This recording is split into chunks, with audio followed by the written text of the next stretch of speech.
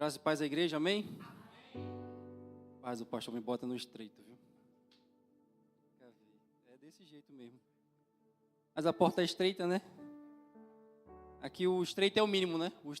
Esse estreito é o fácil, né? Para comparado ao estreito que é entrar ao céu, né? Mas o pastor falou para eu esquecer aquela câmera, mas é impossível esquecer aquela câmera, né? Eu quero mandar um oi para... Porque vocês não sabem, a live, tem pessoas que assistem a live, tá? E metade da pessoa é minha família. Eu acho que eles fizeram lá um telão, como se fosse o Jogo do Brasil, sabe? Todo mundo lá assistindo. Não vai ter gol hoje não, viu? Mas, enfim, mandar um oi para todo mundo que está lá assistindo. Minha avó, talvez minha tia, meus irmãos, meus pais, minha mãe, enfim. Um abraço a todo mundo. E é isso, o pastor me botou no estreito, meu amigo. Botou no estreito. E eu tenho aqui, meu pequeno esboço, eu falo que eu não tenho o superpoder do pastor, né? De pegar dois versículos e pregar 40 minutos, né, Felipe? Felipe disse que o esboço dele só tem duas passagens. Acabou. Eu não, eu fiz 3 livros e tentei resumir aqui. E é muito difícil, né? Esse primeiro passo a um chamado de Deus. E eu tenho um pequeno testemunho pré-palavra, que é... Tava muito desesperado. Ei, eu tô me tremendo porque tá frio, gente, né? Porque tá frio mesmo aqui. Calor da pílula. Mas é por causa do frio. E aí, E aí o que acontece?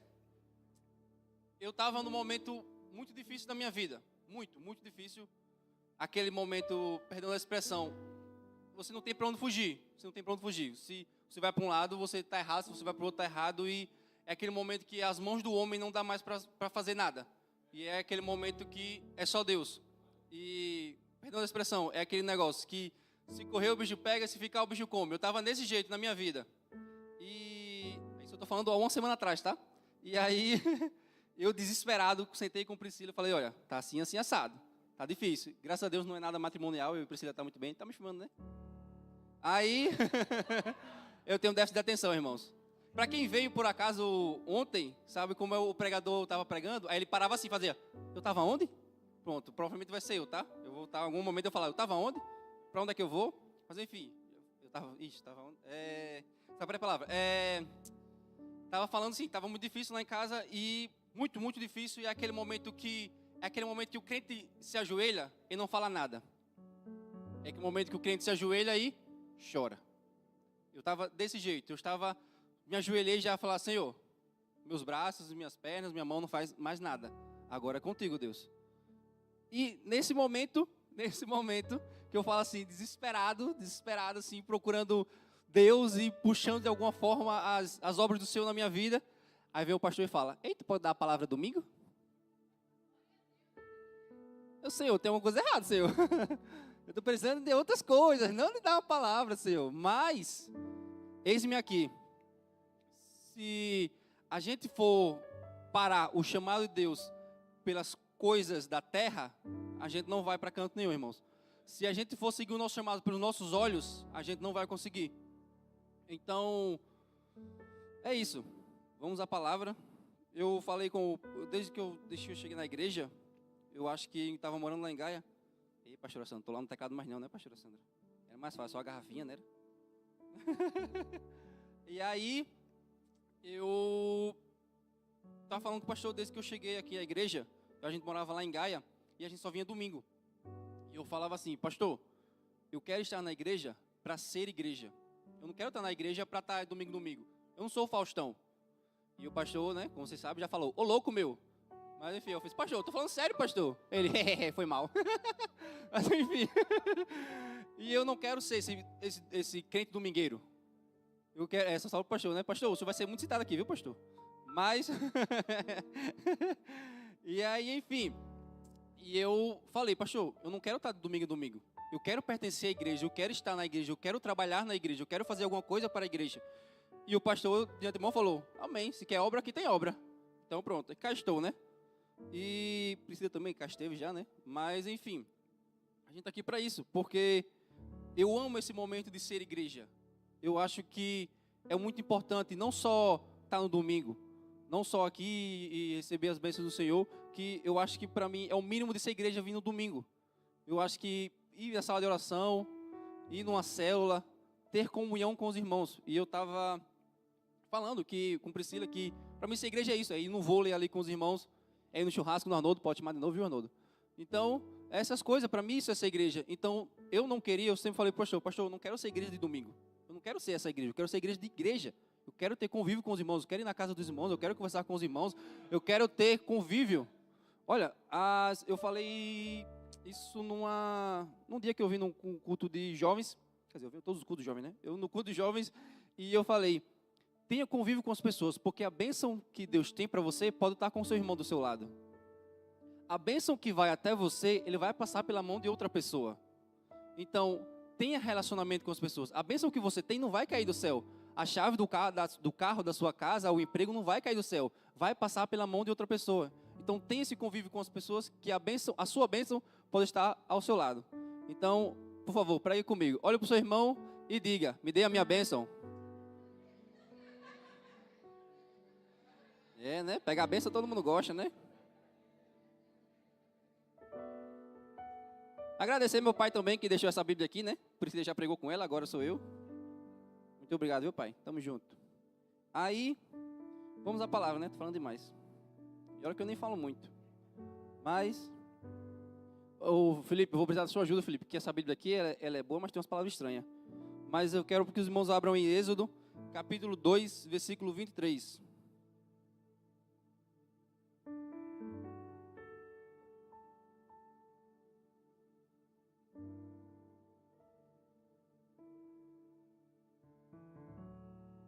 Acharam, amém? Passamos ali. Aconteceu de muitos dias que, morrendo o rei do Egito, filhos de Israel suspiraram por causa da servidão e clamaram. O seu clamor subiu a Deus por causa de sua servidão. E ouviu Deus o seu gemido, e lembrou-se Deus da sua aliança com Abraão, com Isaque e com Jacó. E viu Deus os filhos de Israel e atentou Deus para a sua condição. Acabou, não foi? Acabou. Atentou Deus para os filhos de Israel e conheceu-os Deus. Vou pregar sobre um povo e um homem, que é Moisés e o povo de Israel. Amém? E vou voltar um pouquinho atrás para ir a essa história, que era a história de José.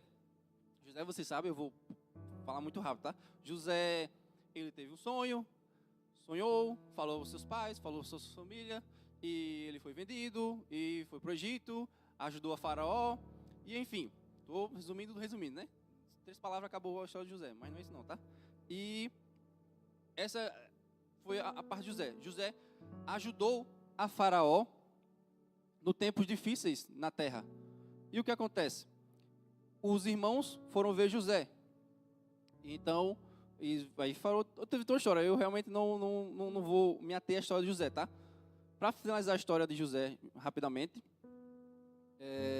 por acaso, mesmo, o pastor disse que eu tinha 30 minutos. Se eu conseguir pegar 20, eu estou feliz já, viu? O José, tá falando de José, né?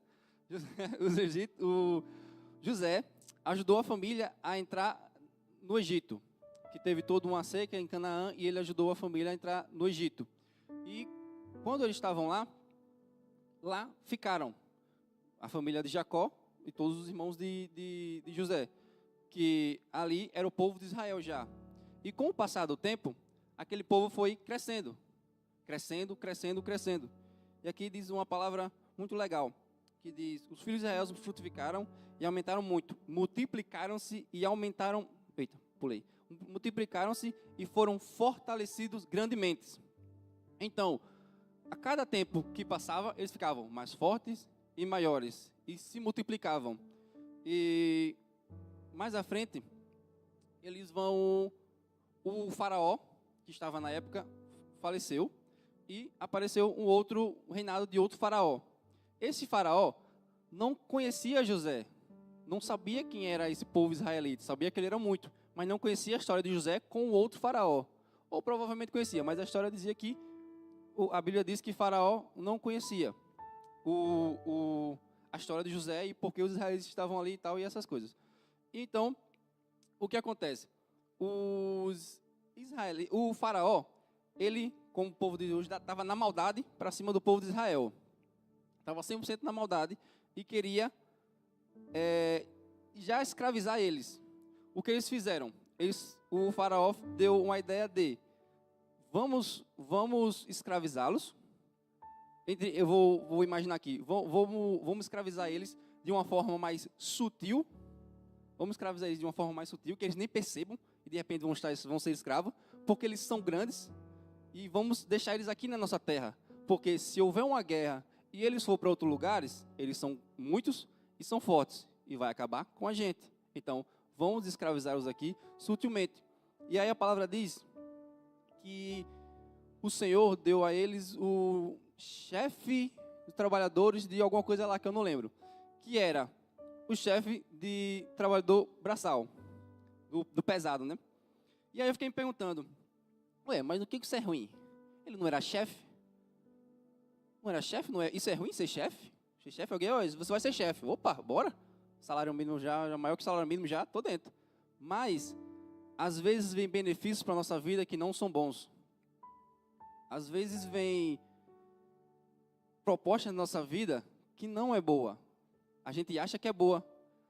Eu estava em casa e lembrando de pessoas que falaram assim, olha, consegui um emprego massa. Eu trabalho, vou ganhar 1.000 e para lá de euros, 1.400, 1.500 euros. Mas olha, eu vou trabalhar de meio-dia às 9 da noite, de domingo a quinta.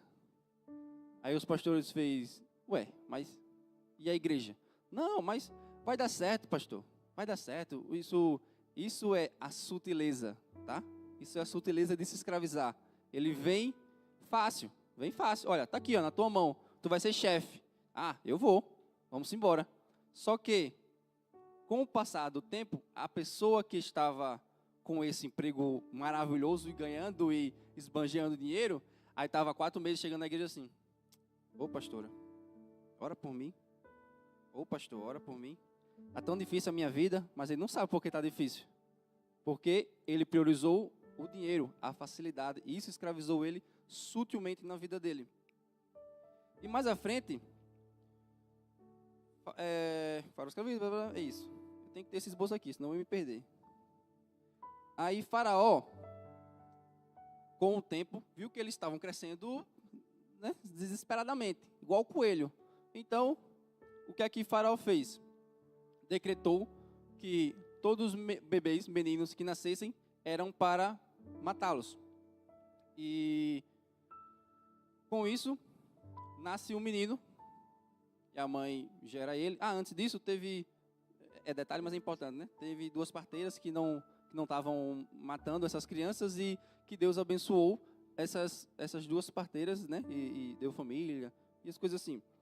E, ao fim, Faraó, já falei José já.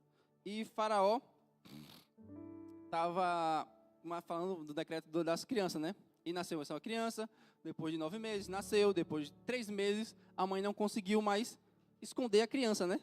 Não conseguiu mais conter, afinal é uma criança, chora por qualquer coisa, chora que está com sono, chora que está com fome, chora que está com sede, chora porque está legal, ele vai chorar. Então, a mãe pega o filho e põe num cestinho, né? E lança ao rio. E ao rio estava a filha de Faraó, junto com as criadas a se lavar. E a criada pega a filha de Faraó pega o bebê e vê o bebê a chorar, então ela fica feliz com o bebê, né? Quer ficar com o bebê, fala com o Faraó e tudo mais. E leva Moisés. E no que ele leva Moisés, dá o nome de Moisés, né? Dá o nome de Moisés, e que ele foi morar junto com o Faraó. E Faraó agora estava cuidando de Moisés, a pessoa que ele iria liderar Israel. a saída do Egito. Mais um pouquinho à frente, aí Moisés mata um egípcio, ele sai do Egito, ele foge, e aí a gente chega ao... Sim, ele se casa, Moisés, tem uma esposa e um filho, e ele chega nesse versículo. A gente chega nesse versículo, onde diz que o Senhor ouviu o clamor de Israel. Israel clamava e pedia a Deus. Clamava e pedia a Deus.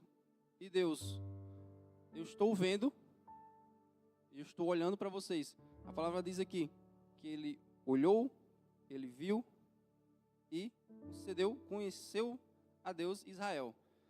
Nesse momento, eu estava aqui a ler.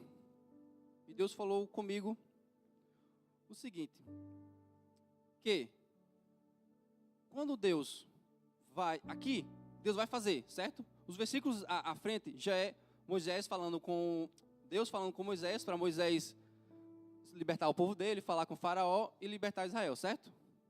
Agora vem a chave que é, aqui Deus iria fazer, certo?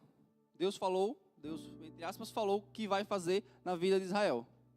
Só que, antes disso, Deus já estava fazendo na vida de Moisés. Deus já estava gerando, Deus já gerou, Deus criou Moisés, Deus deu uma família para Moisés.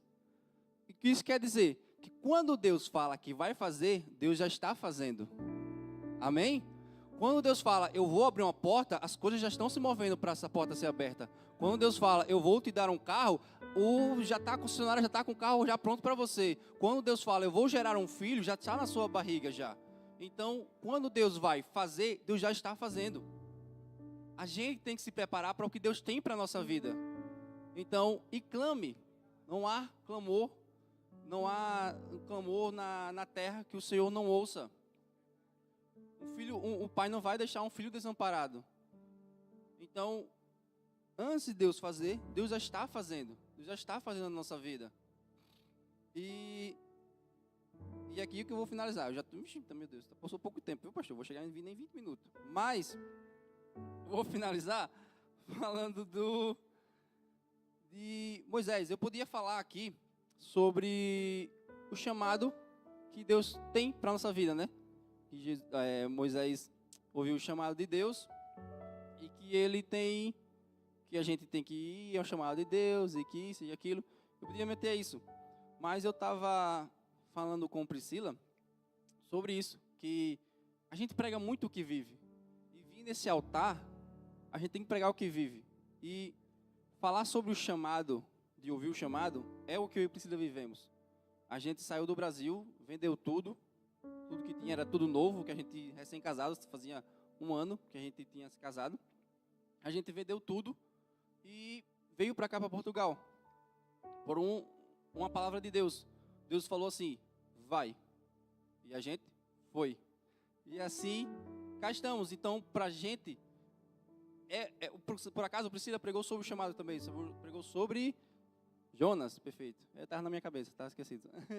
E pregou sobre Jonas. Então, para a gente, era muito mais, é fácil falar sobre o chamado de Deus e fazer o que Deus nos chama para fazer. Mas eu não vou me ater a isso. Eu vou falar sobre uma outra coisa. Que ao começo, Moisés estava com um rebanho de Jetro, que era o sogro dele, ao monte de Horebe, exatamente, ao monte de Horebe. E eles estavam apacentados e viu a sarça ardente. E no que ele viu a sarça ardente, ele foi até lá para saber o que era, né? E a primeira coisa que eu vejo é que o milagre de ver a sarça ardente, um milagre chama para viver outro milagre. E aí Deus fala com ele, né? Fala, Moisés, fala 2 vezes, né? Moisés. E Moisés fala, eis-me aqui, Senhor, estou aqui. E nesse momento, ele vai provavelmente se aproximando, né? Para falar com Deus. E Deus fala, espera um pouquinho, tira a tua sandália, que o lugar que tu está é terra santa. E eu fiquei me perguntando, Senhor, por que tirar a sandália? Do porquê de tirar a sandália? Do porquê isso? E muitos estudiosos, que não é o meu caso, não estudo muito não, mas nos casos estudiosos, eles remetem a muita coisa, até de vergonha, mas eu quero falar de uma coisa, que está no capítulo, Mateus, capítulo 10, versículo 9 e 10. Felipe, me ajuda.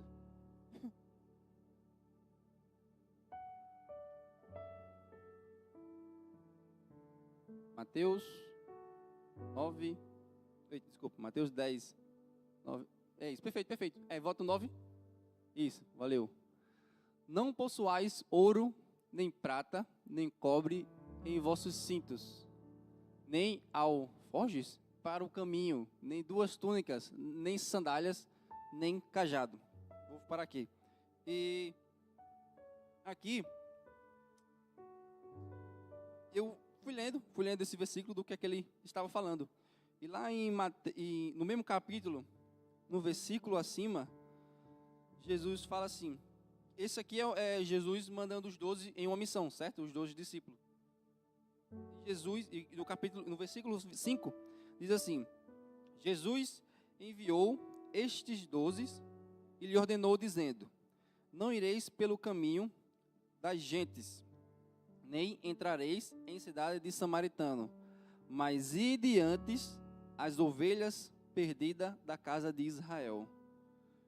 E o que é que a gente pode tirar disso?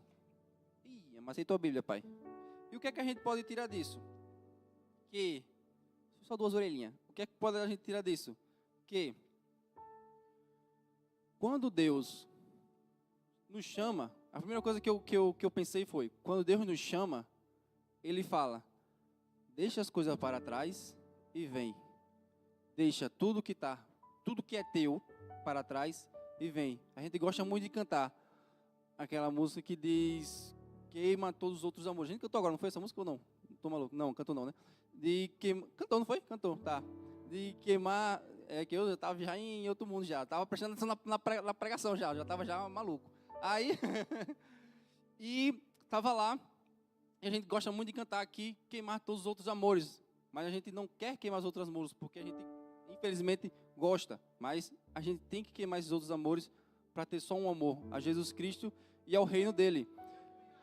E quando Ele chama, Ele fala, tira as suas sandálias dos teus pés. E aí, a gente fica naquela, Senhor, mas às vezes é só o que a gente tem. É só o que eu tenho, Deus. Eu precisei sair do Brasil, a gente chegou aqui com 900 euros. Era tudo que a gente tinha, meus irmãos. Tudo. E o testemunho eu nunca contei isso para ninguém. Acho que eu contei para uma pessoa, foi o pastor, o meu antigo pastor. Eu não contei isso para ninguém. A gente saiu do Brasil, chegou aqui com 900 euros. Primeiro mês, 600. Já foi embora já. Eu trabalhei por 2 semanas e não recebi era 230 euros. Também não recebi por esse dinheiro. Meus irmãos, depois, isso foi em maio. Em junho, a gente conseguiu um trabalho.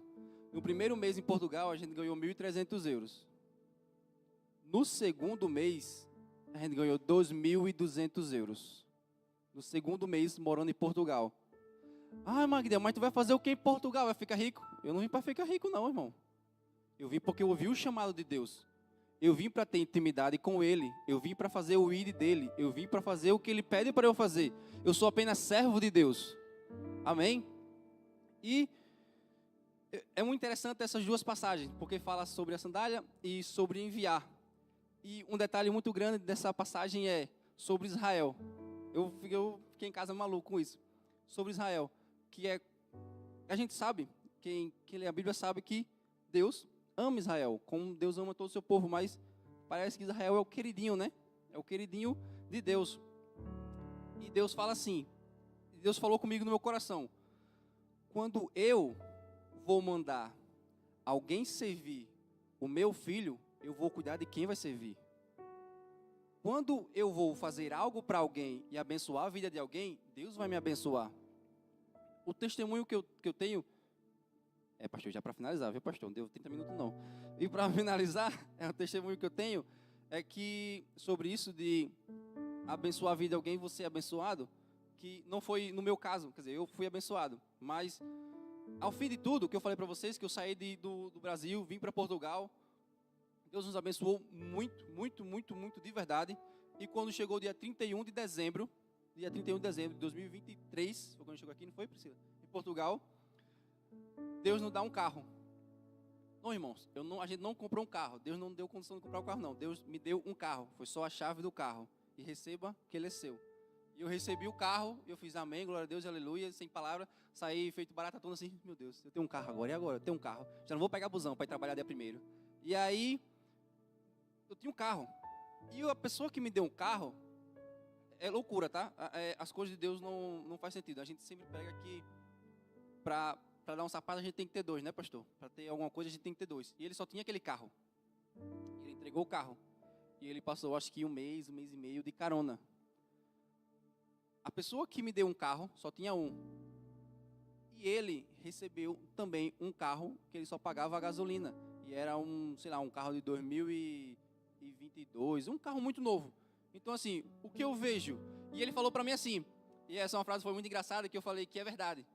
Ele falou assim para mim, Magdiel, tu é terra fértil. Magdiel, vou abençoar mais sua vida, tu é terra fértil. Eu vou plantar mais semente na tua vida.